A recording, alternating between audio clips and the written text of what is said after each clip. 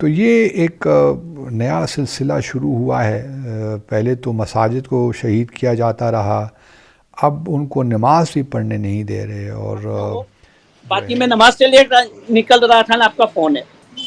और मस्जिद से लोग अब देखोगे भी कितनी आज़ादी से बाहर निकल के कितने आज़ादी से जाते आते हैं, वो भी आपको आइडिया आ जाएगा कि कैसी मदर ऑफ डेमोक्रेसी है डेमोक्रेसी जिसमें ज़िंदगी तंग हो गई है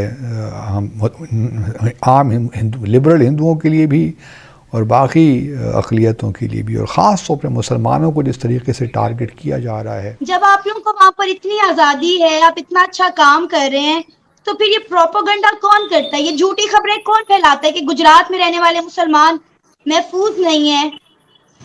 उसकी मिसाल कम से कम भारत में आज़ादी के बाद नहीं मिलती। फिर सिर्फ यही नहीं, अब तो जो नेशनल करिकुलम है उसमें भी बहुत सी तब्दीलियां लाने की कोशिश की जा रही है। और मुगलों के ऊपर पूरे पूरे चैप्टर होने चाहिए, लेकिन वो चैप्टर क्या होने चाहिए? वो इन्वेडर थे, उन्होंने बर्बरता करी, ये बताओगे कि नहीं बताओगे? उन लोगों में छोटे छोटे बच्चों से, मतलब आपके जो फ्यूचर हैं पाकिस्तान के, उनसे पूछा जाए इंडिया के बारे में बताइए तो वो बोलते हैं इंडिया हमारा दुश्मन है, मतलब इंडिया को हम ये कर देंगे, हम एटम बॉम्ब डाल देंगे।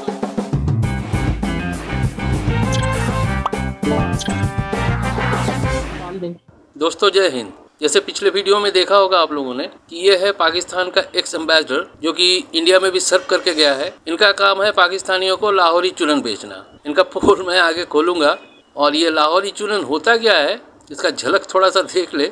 और आप लोगों से निवेदन ये है कि वीडियो के आखिरी तक जुड़े रहे। अगर वीडियो अच्छा लगे तो लाइक शेयर सब्सक्राइब कर देना। Thank you. ह्यूमन राइट्स जो है ना वो उनको नहीं मिल रहे। किनको? इंडिया जम्मू कश्मीर के लोग मिल रहे हैं यार, अगर मिल रहे हैं तो इधर हमें चूरन बेचा जा रहा है और बड़ा चूरन बिकता है यहाँ पे। ये सियासतदानों और मीडिया ने डाला हुआ है जी। इंडिया के जो मुसलमान उन पर बड़ा जुल्म होता है। क्या कहेंगे, होता है या नहीं होता? बिल्कुल होता है सर जी, होता है। मतलब आपके माइंड में भी चूरन डला हो? जी जी। मतलब आपके माइंड में भी चूरन डला हो? जी जी। और सियासतदान यही बेच रहे हैं, कोई अपनी कारकर्दगी पे हमसे पूछे ही ना। मैं वही आपको कह रहा हूँ, तो यही तो चूरन है जो माइंड में चूरन डला हुआ आप निकला है मेरे बताने के बाद। जी जी बिल्कुल। विकास करता हूँ मैं, मुस्लिम से भी बात करता हूँ वहाँ पे, वो अक्सर कहते हैं यार आप लोगों ने हमारा क्यों ठेका उठाया हुआ है? हम कोई आपको कहते हैं कि हम पे जुल्म हो रहा है, आप एवं खुद ही से कह रहे हो हम पे जुल्म हो रहा है, हम पे जुल्म हो रहा है, हम पे जुल्म हो रहा है। ये वही आपकी बात ही है ना, चूरन के पीछे लगाया हुआ है। नहीं होता। तो मैंने विजिट किया है वहाँ का ना, तो मैंने विजिट किया है, मैं ऑनलाइन डेली पोस्ट करता हूँ, नहीं होता। मुस्लिम से बात करता हूँ, मुस्लिम कहते हैं हम बड़े खुश हैं। इंडिया में जुल्म हो रहा है या नहीं हो रहा है? इंडिया में जुल्म हो रहा है या नहीं हो रहा? हो रहा है, जुल्म हो रहा है। दे रहे और जो है उनके लिए ज़िंदगी तंग की जा रही है। बाकी मैं नमाज से निकल रहा था ना, आपका फ़ोन है। अभी 2 बजे तक हमारा जमात है। नमाज पहले है और नमाज का भी सीन आपको देखना होगा। यहाँ बरोड है, साई मस्जिद है, जुम्मा मस्जिद, उसका भी आपको जो सीन देखना होगा तो वो भाई को ले जाते मैं दिखाऊंगा। अभी मस्जिद माशाल्लाह, और मस्जिद से लोग अब देखोगे भी कितनी आज़ादी से बाहर निकल के कितने आज़ादी से जाते आते हैं, वो भी आपको आइडिया आ जाएगा। जब आप लोगों को वहाँ पर इतनी आज़ादी है, आप इतना अच्छा काम कर रहे हैं, तो फिर ये प्रोपेगेंडा कौन करता है? ये झूठी खबरें कौन फैलाता है कि गुजरात में रहने वाले मुसलमान महफूज नहीं है? साला ये प्रोपेगेंडा फैलाने के लिए ना ही कोई इराक से आएगा ना ही कोई सीरिया से आएगा। ये आप ही के मुल्क के लोग हैं, आप ही के देश के लोग हैं, आप ही के आसपास घूमते हैं, आप पहचानते भी अच्छी तरह। करिकुलम है उसमें भी बहुत सी तब्दीलियां लाने की कोशिश की जा रही है। और अच्छा, टेक्स्ट बुक्स जो हैं उनको तब्दील किया जा रहा है। उसमें जो मुसलमानों का दौर है हुकूमत का पिछले 1000 साल का, उसको उस पे कम से कम फोकस करने की कोशिश की जा रही है। क्योंकि लेकिन जो एजुकेशन सिखाता है ना कि आपको किस तरह से काम करना है, किस तरह से मेहनत करना है, ये सब आपको एजुकेशन सिखाता है। फॉर एग्जाम्पल मैं आपका बहुत सारे वीडियोस देखता हूँ आपके यूट्यूबर्स के, उन लोगों में छोटे छोटे बच्चों से, मतलब आपके जो फ्यूचर हैं पाकिस्तान के, उनसे पूछा जाए इंडिया के बारे में बताइए तो वो बोलते हैं इंडिया हमारा दुश्मन है, मतलब इंडिया को हम ये कर देंगे, हम एटम बॉम्ब डाल देंगे। मतलब ऐसा जो आपके, क्योंकि मुझे बाद में पता चला कि आपके टेक्स्ट बुक्स में ये सिखाया जाता है कि जो हिंदू हैं और जो इजराइल के लोग हैं, उन लोग हिंदू काफिर हैं और इजराइल यहूदी है। तो उन दोनों से आपको कोई मतलब नहीं है। हिंदू एक बहुत ही मतलब हम लोगों का कत्ल करते हैं, ये करते हैं, मैंने आपके टेक्स्ट बुक्स में पढ़ा हुआ है। सो वो जो उनके दिमाग में 5-6 साल के बच्चे को जो यहाँ पर सॉफ्टवेयर डेवलपमेंट का सोच रहा है, आपके वहां पर वो एजुकेशन दिया जा रहा है। कहा जा रहा है कि जी भारत की तारीख मुगलिया दौर से तो शुरू नहीं होती, बिल्कुल ठीक है। भारत तो 7,000 पुराना उसकी सिविलाइजेशन है, तो वहाँ तारीख क्यों नहीं पढ़ाते। और फिर हिंदुओं की बड़ी ज़बरदस्त रही हैं डायनेस्टीज़ या एम्पायर्स, उनका ज़िक्र कम होता है और मुगलिया दौर पे ज़्यादा फोकस होता है। तो और इस पे अब कोशिश की जा रही है कि मिसाल के तौर पर ये कहा जा रहा है कि अकबर को अकबर द ग्रेट क्यों कहा जाता है। दोस्तों वीडियो यहाँ पे थोड़ा रोकूंगा, आगे भी बहुत सारी बातें की इन्होंने और उसका जवाब मेजर गौरव आर्या देंगे। पर एक चीज़ मुझे समझ में नहीं आता, ये क्या अपने आप को मुगलों की नस्ल का समझता है? और यही सोच जो है ना, इन लोगों को लेड हुआ है। पाकिस्तान का हाल क्यों आज इस तरह है, यही वजह है। ये औरंगज़ेब के हवाले से ही बातें की जाती हैं कि पता नहीं 5 लाख 50 लाख या 60 लाख हिंदू औरंगज़ेब के ज़माने में कत्ल। हालांकि इन बातों में कोई हकीकत नहीं, अगर आप तहकीक करें। और बहुत सी किताबें लिखी भी गई हैं ख़ास तौर पर औरंगज़ेब से मुताल्लिक़ भी।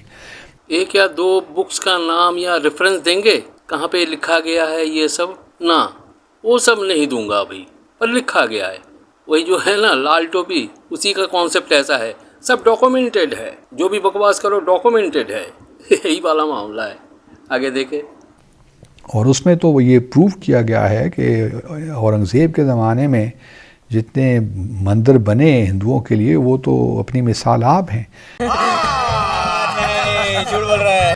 और इसी तरह जो है औरंगज़ेब के इर्द गिर्द बहुत से हिंदू मुशीर भी थे।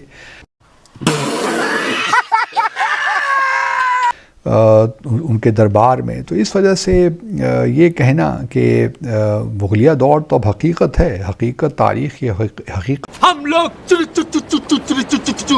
है। बर सग़ीर में मुगलिया और उससे पहले सल्तनत, बहुत सी सल्तनत उलमा भी थी और भी बहुत सी बनी चीज़ें। तो ये कहना कि अब तारीख़ को आप बिल्कुल 1000 साल की तारीख़ को निकाल दें, तो ये तो मुमकिन नहीं है। और फिर आप देखिए, बल्कि यहाँ तक भी कहा जा रहा है कि जो ये मुगलिया मुसलमान क्लेम करते हैं कि हमारी ज़माने में आर्किटेक्चर आया और ये सारी जो डेवलपमेंट हुई ये मुगलिया दौर में हो, ये भी गलत है।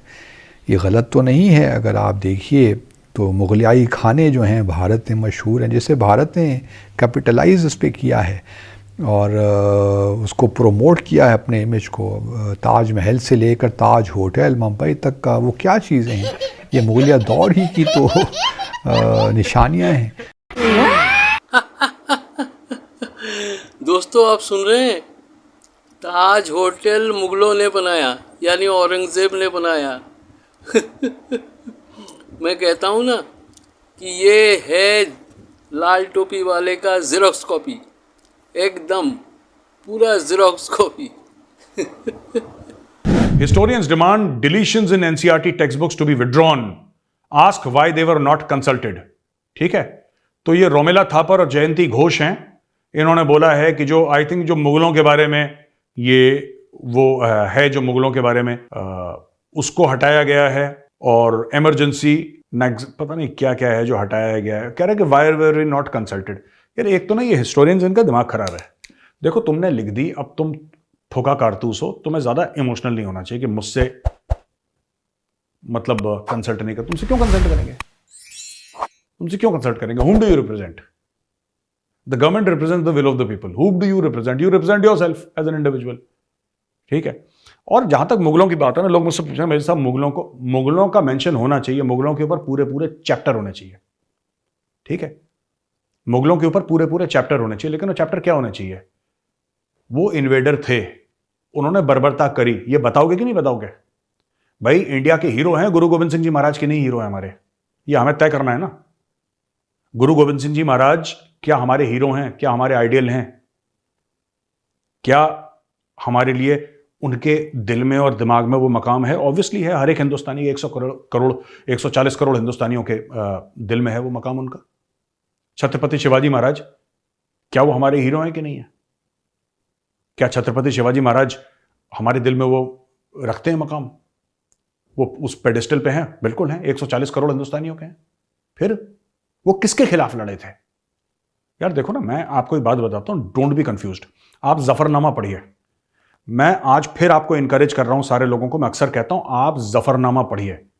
गुरु गोबिंद सिंह जी महाराज की लिखी हुई किताब है। मिस्टर नवतेज सारना हैं, एक एम्बेसडर हुआ करते थे, अभी वो रिटायर हो गए हैं। और नवतेज सारना साहब is an intellectual, he is a giant and he has translated this into, वो फारसी में ओरिजिनल है जो लिखी है, इसको इंग्लिश में ट्रांसलेट करा है नवतेज सारना साहब ने, एम्बेसडर नवतेज सारना साहब ने। आप जरा पढ़िए ना जफरनामा, आपको पता लगेगा। ये देखिए, कई काम मुस्लिम रूलर्स ने अच्छे भी करे, जैसे कि शेर शाह सूरी था, ठीक है, उसने एक दो गंदी हरकतें भी करी, मैसैकर्स भी करे, लेकिन शेर शाह सूरी ने जैसे कि ग्रैंड ट्रंक रोड को एक्सटेंड करा। I think the weight of every silver coin, ये जो रुपी का कॉन्सेप्ट है, रुपी जो हम आज रुपया कहते हैं, रुपी कहते हैं। यहाँ एक बात जोड़ दूं, ये जो रुपया, ये जो वर्ड आया है, ये रूपा शब्द से आया है। रूपा मतलब चांदी, रूपा से आया है रुपया। मुसलमान रूलर्स ने अच्छे काम नहीं करे, उन्होंने भी, कई लोगों ने कई अच्छे काम करे, राइट। उसमें से चीफ अमंग्स देम वो शेर शाह सूरी। शेर शाह सूरी की भी एक दो गंदी हरकतें थी, मैसैकर्स वगैरह, पर मैं उनको एक मिनट के लिए अलग करके कह रहा हूं। लेकिन यार, ये मुगलों के बारे में जरूर पढ़ाओ। What is the need to remove the chapter from Mughals? उनको बताओ कि औरंगजेब कितना जलील किस्म का आदमी था, ठीक है ना। और जब आया बाबर, सबसे पहले हिंदुओं को तो बाद में मारा, सबसे पहले उसने इब्राहिम लोदी को 1526 फर्स्ट बैटल ऑफ पानीपत 1526 में उसने किसको निपटाया? उसने मुसलमानों को निपटा दिया। ये लुटेरे थे, ठीक है, ये थे लुटेरे। ये जितने भी मुगल थे ये लुटेरे थे। एंड औरंगजेब ने क्या करा? औरंगजेब ने करा क्या? ये सब मुगलों ने, किसी ने अपनी 7वीं बीवी के लिए ताजमहल, कि मैं उससे बहुत मोहब्बत करता हूं, वो कहते हैं कि यार वो तो ताजमहल है ना, वो तो मोहब्बत और इश्क का एक, उसने संगे मरमर में एक गजल लिख दी और पता नहीं लोग क्या क्या बकवास। वो पता है, वो उसकी बीवी मरी जिसके लिए ताजमहल उसने बनवाया था, उसने जल्दी से छोटी बहन से शादी कर ली। ये तो इश्क था, ये तो मोहब्बत थी उसकी, ठीक है। और ये पैसा कहां से आया? जो लोग कहते हैं मुगलों ने ताजमहल बनाया, बेशक हुक्म जो था बादशाह ने दिया था, बेशक, इसमें कोई डाउट नहीं है, हिस्टोरिकली प्रूवन है कि बादशाह के हुक्म से बना। लेकिन पैसे कहां से आए बादशाह के पास? बादशाह के पास कौन सा बिजनेस था? ठीक है, शाहजहां के पास कौन सा बिजनेस था? कौन से शॉपिंग मॉल थे? कौन सी आईटी कंपनी थी? उसको जो पैसा जो उसने लगाया, तो टैक्स लेता था लोगों से कर वसूलता था। तो जो कर वसूलता था, जो उसको टैक्स मिलता था, जो उसको लगान मिलता था, उससे ना ताजमहल बनाया उसने।